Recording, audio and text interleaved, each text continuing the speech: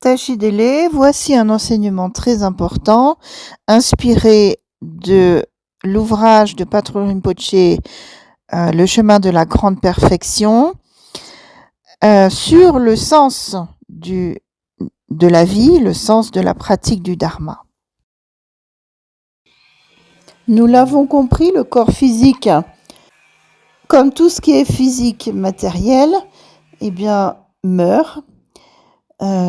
Et donc, par contre, l'esprit, qui est du domaine du spirituel, qui est une sorte d'énergie, ne meurt pas.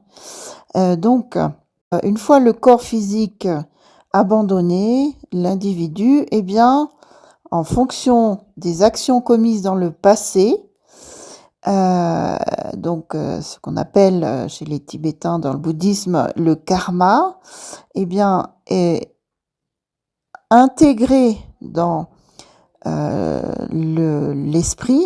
Donc l'esprit contient le karma, et donc cet esprit, en fonction du karma, va se diriger dans l'un des 6 royaumes du samsara et prendre renaissance dans un nouveau corps physique. Alors il est très important de comprendre cela. Pourquoi ? Parce que les bouddhistes tibétains, en tout cas, pratiquent le dharma, suivent les enseignements du Bouddha, les mettent en pratique, guidés bien sûr par un maître.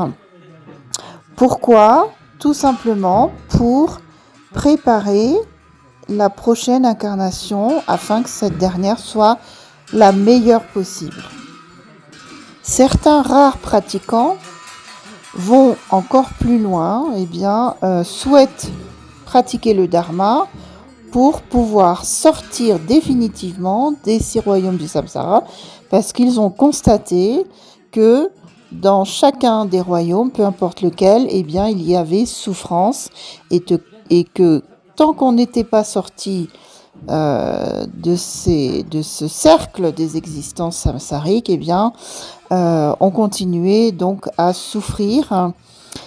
Donc voilà, certains pratiquants sont déterminés, sont motivés dans la pratique pour sortir définitivement de ce cercle des existences du samsara et atteindre bien sûr l'état parfait de Bouddha, état qui ne contient plus aucune souffrance puisque c'est un état naturellement pur et fait uniquement de sagesse et de compassion. Dans le chemin de la grande perfection de Patrul Rinpoché, ouvrage que je vous conseille très fortement, puisque c'est un ouvrage que l'on doit avoir en permanence sur soi. Effectivement, il y a absolument toute la voie et la façon de pratiquer jusqu'à l'obtention de l'état de Bouddha dans cet ouvrage qui est vraiment exceptionnel et indispensable pour un pratiquant bouddhiste. Alors dans cet ouvrage, il est écrit que on lit dans le sutra des recollections à propos du samsara, les damnés des enfers souffrent d'être brûlés, les prétas, donc les esprits affamés, sont minés par la faim et la soif. De s'entre-dévorer, les animaux pâtissent, et l'homme de n'avoir qu'une vie éphémère. Les antidieux souffrent de guerre et de querelles, et d'être négligent fait le malheur des dieux. Nul n'éprouve jamais dans ce cercle des vies, dans ce cercle des existences du samsara, un instant de bonheur, aussi ténu soit-il.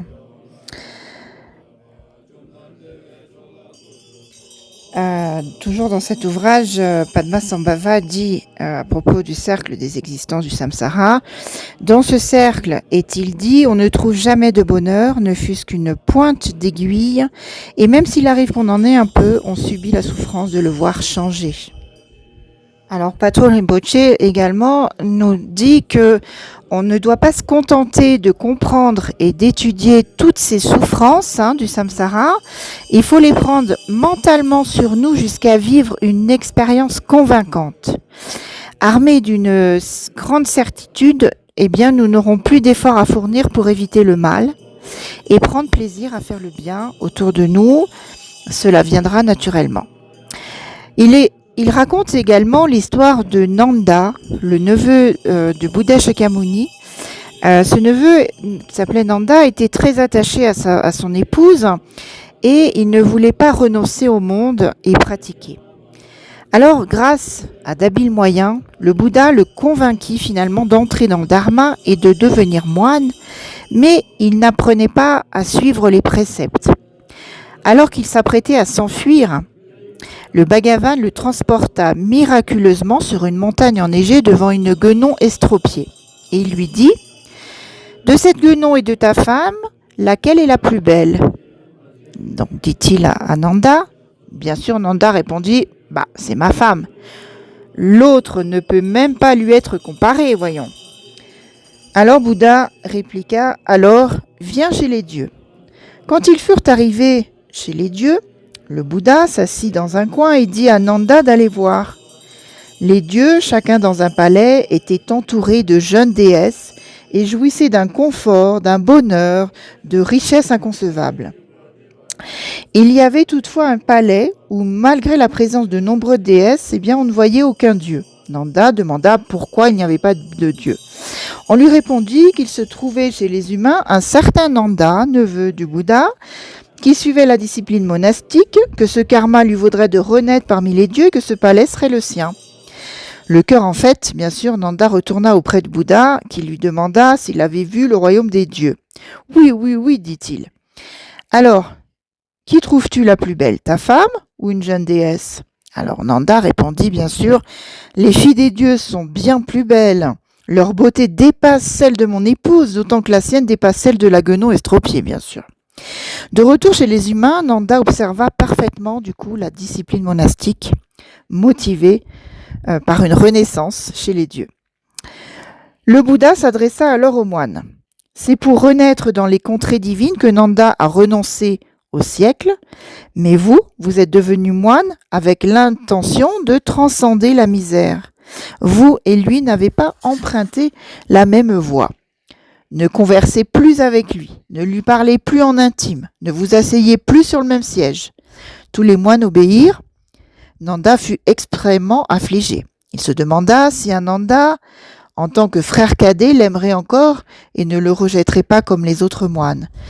Mais lorsqu'il alla le trouver, celui-ci se leva à son tour et s'éloigna.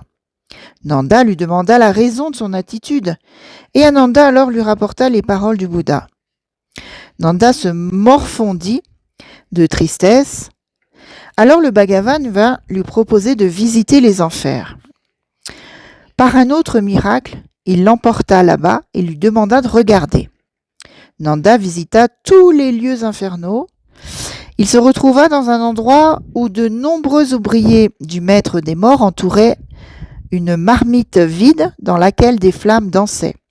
Il leur demanda pourquoi il n'y avait personne d'autre qu'eux.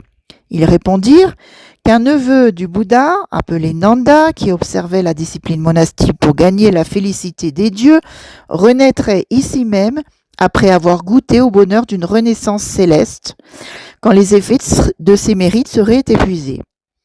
Effrayé, Nanda s'en revint. Il se dit que renaître plus tard chez les dieux pour finalement se retrouver dans les mondes inférieurs n'avait aucun sens, et alors il éprouva le désir de se délivrer. Ayant vu les enfers de ses propres yeux, il ne transgressa plus le moindre précepte, et le Bouddha le donna en exemple comme son disciple qui contrôlait le mieux ses sens. Donc bien sûr, l'idéal est de faire le bien le plus possible, de pratiquer pour le bien des êtres le plus possible, afin de renaître dans les sphères supérieures du samsara. Mais, comme le dit le Bouddha, l'idéal, c'est de se libérer complètement. Donc de pratiquer assez pour, au moment de la mort, n'avoir plus de renaissance dans le samsara, mais une renaissance dans le champ pur de Bouddha Amitabha en Dewachen.